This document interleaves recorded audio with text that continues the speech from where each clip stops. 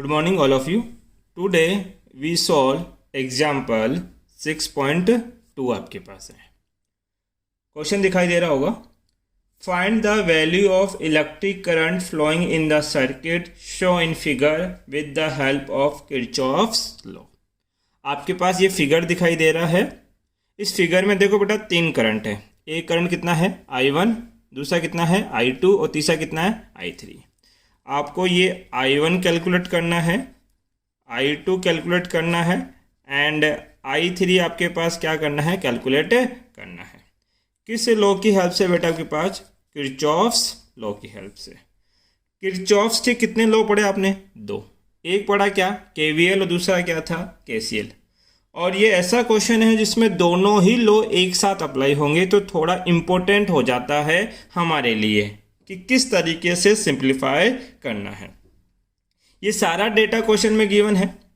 ध्यान दे, सबसे पहले आपको एक कंसेप्ट चाहिए. और कंसेप्ट क्या है? ये कोई रेजिस्टेंस है, कितना R. इस रेजिस्टेंस में अगर कितना करंट एंटर करता है बेटा, I. तो करंट जिस पॉइंट पे एंटर करता है वहाँ साइन क्या कंसिडर करोगे, पॉजिटिव. और करंट जहाँ से एग्जिट करेगा वहाँ साइन क्या कंसिडर करना है, नेगेटिव. ये रेजिस्टेंस है आपका. क्लियर है? तो ध्यान दीजिए, आपको इस रेजिस्टेंस के अक्रॉस कितना वोल्टेज है वो कैलकुलेट करना है. तो वोल्टेज V कितना होता है, IR. यहाँ करंट कितना, I, और रेजिस्टेंस कितना, R. तो ये वोल्टेज की इक्वेशन है आपके पास. सबसे पहले क्या करना है, जब भी इस टाइप का कोई सर्किट हो और आपको बोला जाए कि KVL और KCL की हेल्प से आप लोग करंट की वैल्यू कैलकुलेट करें, सबसे पहले यहाँ एक लूप कंसिडर करना पड़ेगा आपको. लूप का मतलब होता है क्लोज पाथ. देखो यहाँ मुझे दो क्लोज पाथ दिख रहे हैं. एक क्लोज पाथ स्टार्ट होता है C से लेकर E, E से F, F से D और D से अगेन कितना, C आपके पास.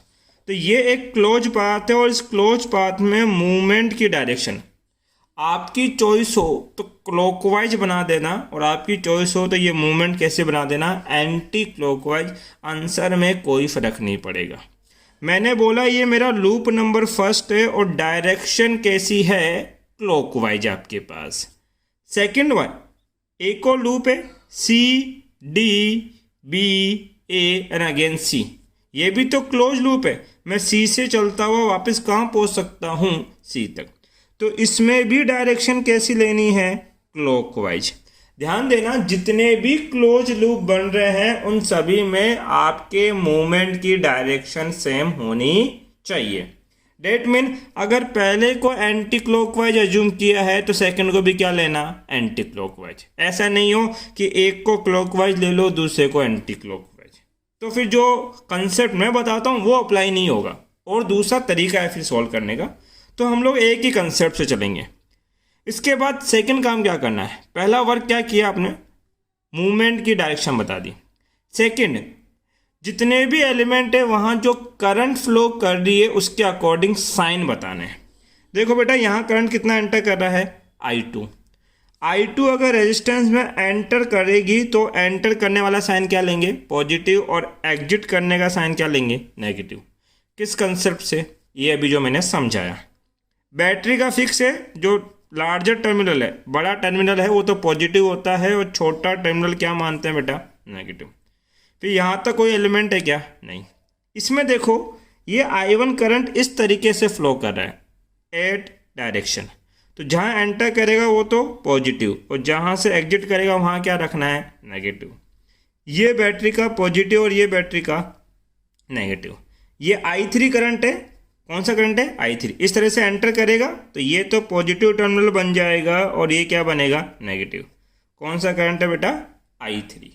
यहाँ तक किसी को कोई दिक्कत है क्या, नहीं. सबसे पहले काम क्या किया आपने, क्या बनाना है आपको, लूप. सेकंड क्या बतानी है बेटा, साइन कि पॉजिटिव है क्या, नेगेटिव. और उसके बाद क्या करना है, हर लूप की KVL की इक्वेशन लिखनी है. तो apply KVL at loop first. मैं लूप फर्स्ट में KVL की इक्वेशन लिखूंगा. तो सबसे पहले आपको ये पता होना चाहिए कि KVL कहता क्या है.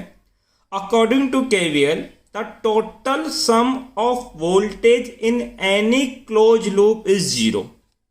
अगर आपने क्या अप्लाई किया, केवीएल अप्लाई किया है, तो क्लोज लूप का टोटल वोल्टेज का सम कितना होगा, zero. That is summation V equal to zero. केवल आप वोल्टेज को ही सम कर सकते हो। तो अगर रेजिस्टेंस है तो वहाँ वोल्टेज कैसे बनाएंगे, करंट और रेजिस्टेंस के प्रोडक्ट से। और अगर बैटरी है तो वोल्टेज वो सीधा देगा 10 वोल्ट 15 वोल्ट, तो उसकी वैल्यू पुट कर देनी है। उसके बाद क्या करना है, इक्वेशन किस तरीके से लिखी जाती है वो देखिए। आप लूप नंबर फर्स्ट की बात करें, फर्स्ट है, इस फर्स्ट में कोई भी एक पॉइंट कंसिडर कर ले, आपकी चॉइस हो तो सी, ई, एफ, डी, सी, कोई भी एक पॉइंट आप कंसिडर कर सकते हैं। मान लीजिए मैंने कंसिडर क्या कर लिया, सी। इस सी से मूव करना है और उस डायरेक्शन में मूव करोगे जिधर आपने रोटेशन बनाया है। मैंने क्लॉकवाइज बनाया तो मैं क्लॉकवाइज ही चलूंगा, मतलब अगर सी से चलूंगा तो सी से पहले कहाँ जाऊंगा, ई। अगर आपने पॉइंट ई लिया है तो आप ई से सी नहीं आ सकते, ई से कहाँ जाना पड़ेगा, एफ। मतलब कि हमेशा क्लॉकवाइज ही जाना है। तो कोई सा ही पॉइंट ले, मैंने पॉइंट क्या ले लिया बेटा, सी पॉइंट। ये सी पॉइंट है, इसको मैं कंसिडर कर रहा हूँ। उसके बाद जो एलिमेंट है उस एलिमेंट का वोल्टेज लिखें। सर पहला एलिमेंट कौन है, रेजिस्टेंस है। कौन है, रेजिस्टेंस। और रेजिस्टेंस में वोल्टेज क्या होता है, करंट और रेजिस्टेंस का प्रोडक्ट। तो सर रेजिस्टेंस कितना है, 4, करंट कितनी है, I2, हो गया प्रोडक्ट इनका। अब साइन लेना है कि इस वोल्टेज को हम पॉजिटिव कंसिडर करेंगे कि नेगेटिव। तो ध्यान दे, जिस पॉइंट से आप लीव करोगे, एंटर कहाँ से करोगे, पॉजिटिव से, एग्जिट कहाँ करोगे, नेगेटिव पे। तो जहाँ से एग्जिट कर रहे हो या लीव कर रहे हो उस पॉइंट को, वो लास्ट वाला साइन कंसिडर करोगे। तो लास्ट साइन क्या आएगा इसका, नेगेटिव। तो ये इसका वोल्टेज कितना लिखोगे, -4I2। यहाँ तक चलेंगे। इसके बाद अगला पॉइंट क्या आएगा, सर ये बैटरी है, बैटरी का वोल्टेज कितना है, 14। कितना है, 14। साइन कौन सा, जो लास्ट में आएगा, प्लस से कहाँ गए, माइनस, लास्ट साइन क्या है, माइनस। तो क्या लोगे, -14। एफ पे पहुँच गए। एफ से कहाँ जाना है, डी। क्या बीच में कोई एलिमेंट है, नहीं है, आगे बढ़ जाओ। डी से यहाँ आना है, तो पहला एलिमेंट कौन है, रेजिस्टेंस। रेजिस्टेंस का वोल्टेज क्या होता है, करंट मल्टीप्लाई बाई रेजिस्टेंस। तो रेजिस्टेंस कितना है, 6। यहाँ करंट कितनी है, I1। और साइन क्या लोगे, जो लास्ट में है, माइनस से कहाँ गए, प्लस, इसलिए क्या लोगे, प्लस के 6 से I1। उसके बाद बेटा आपके पास यहाँ नेक्स्ट कौन है, बैटरी, कितने वोल्ट की, 10 वोल्ट की। साइन क्या लोगे, जो लास्ट में जाओगे, यहाँ से इधर जा रहे हो तो प्लस से कहाँ गए, माइनस, तो क्या लोगे, -10। क्या जिस पॉइंट से सी से चलना स्टार्ट किया था, घूमता हुआ वापस मैं सी पे आ चुका हूँ। तो ये टोटल सम हो गया वोल्टेज का, और ये वोल्टेज का सम कितना आना चाहिए, 0। किस लॉ के अकॉर्डिंग बेटा, KVL के अकॉर्डिंग। इसी को अरेंज कर लो बेटा। ये कितना है, 6I1, 6I1, देन कितना है, -4I2, देन कितना है, -10, -14, कितना हो जाएगा, -24। -24 इक्वल के उधर भेजेंगे, क्या होगा, प्लस का 24। ये हमारा बनेगा इक्वेशन नंबर फर्स्ट।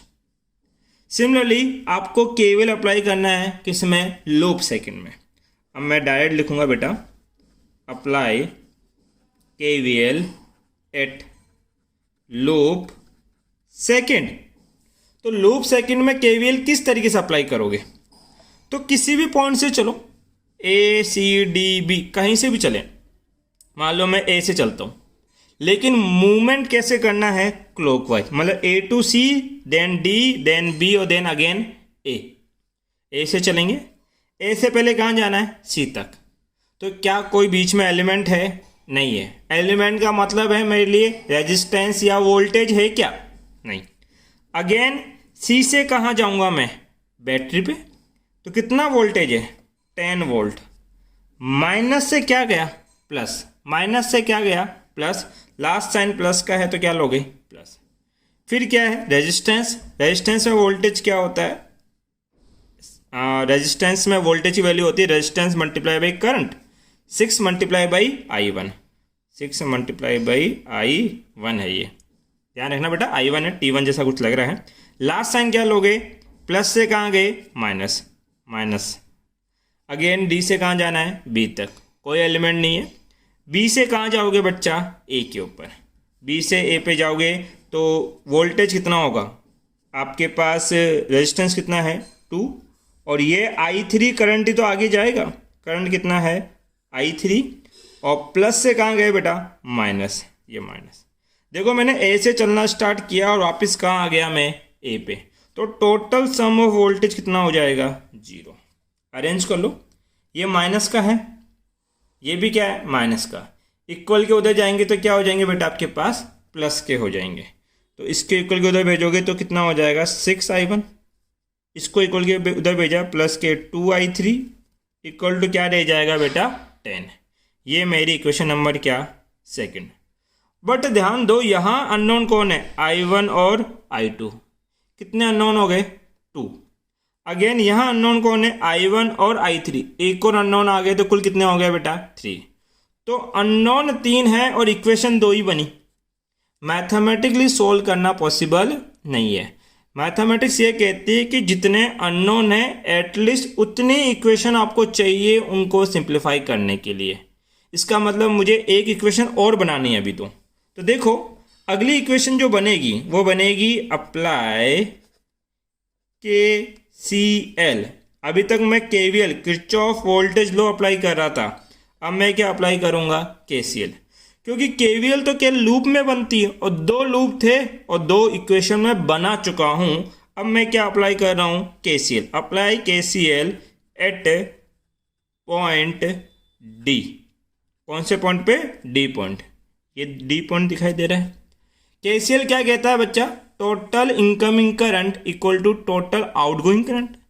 इस पॉइंट की ओर आने वाला करंट कौन है, एक तो I1, एक कौन है I3। देखो I1 भी आ रही है और I2 भी आ रही है, तो I1 plus I2 equal to total outgoing current. इस पॉइंट से बाहर की ओर जाने वाला करंट कौन है I3 इक्वल टू क्या हो जाएगा बच्चा I3 आपके पास। तो हमारे पास थर्ड इक्वेशन आ गया I1 plus I2 equal to I3। ये इक्वेशन नंबर क्या है third. Again put the value of I3 in equation second. इस I3 की वैल्यू इक्वेशन नंबर सेकेंड में रख रहा हूं मैं, तो कितना हो जाएगा बेटा 6I1 तो as it is plus 2 I3 को क्या लिख सकते हैं बच्चा I1 plus of I2 equal to कितना है 10। सिंप्लीफाई करें 6I1 प्लस के 2I1 प्लस के 2I2 इक्वल टू कितना 10। आपके पास ये 6I1 प्लस 2I1 कितना हो जाएगा 8I1 प्लस के कितना 2I2 इक्वल टू कितना 10। Equation number 4। देखो बेटा मैं फर्स्ट और फोर्थ को सिंप्लीफाई करने वाला हूं, या एक ध्यान दें, चलो ऐसा करो सब्स्टिट्यूशन मेथड से सॉल्व करेंगे हम लोग। इक्वेशन 4 को मल्टीप्लाई कर देना किससे 2 से एंड ऐड करना इक्वेशन नंबर फर्स्ट में। तो इक्वेशन नंबर 4 को 2 से मल्टीप्लाई करो, 8 को 2 से किया कितना 16I1, 2 को 2 से किया कितना 4I2, 10 को 2 से मल्टीप्लाई करोगे 20 और ऐड क्या करनी है इक्वेशन नंबर फर्स्ट कितनी है 6I1 माइनस के 4I2 इक्वल टू कितना 24।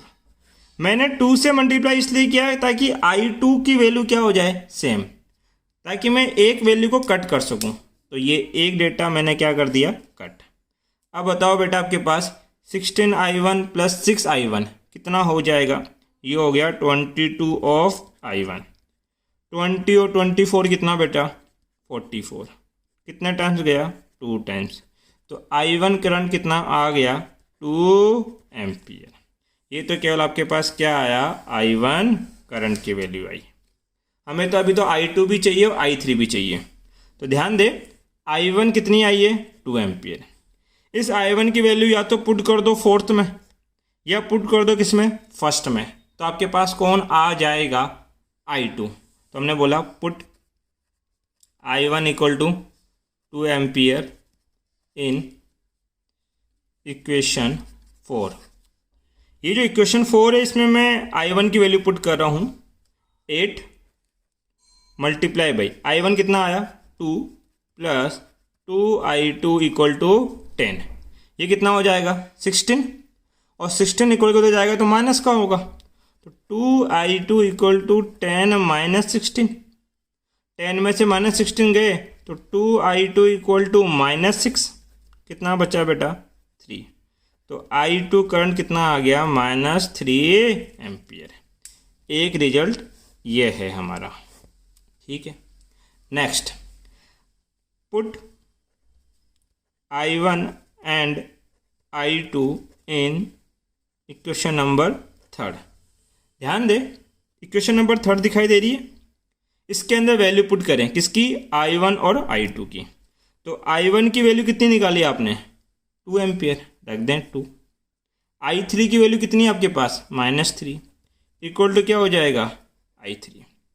अरे I1 की वैल्यू 2 है और I2 की वैल्यू -3 है, तो बताओ I3 कितना आएगा -1 एम्पियर। ये हमारे क्या हो गया बेटा रिजल्ट। अब आप इसको मैं सेट कर देता हूँ, पूरा ले पाएंगे कि हाँ, आप इसका स्क्रीनशॉट ले सकते हैं। Thank you.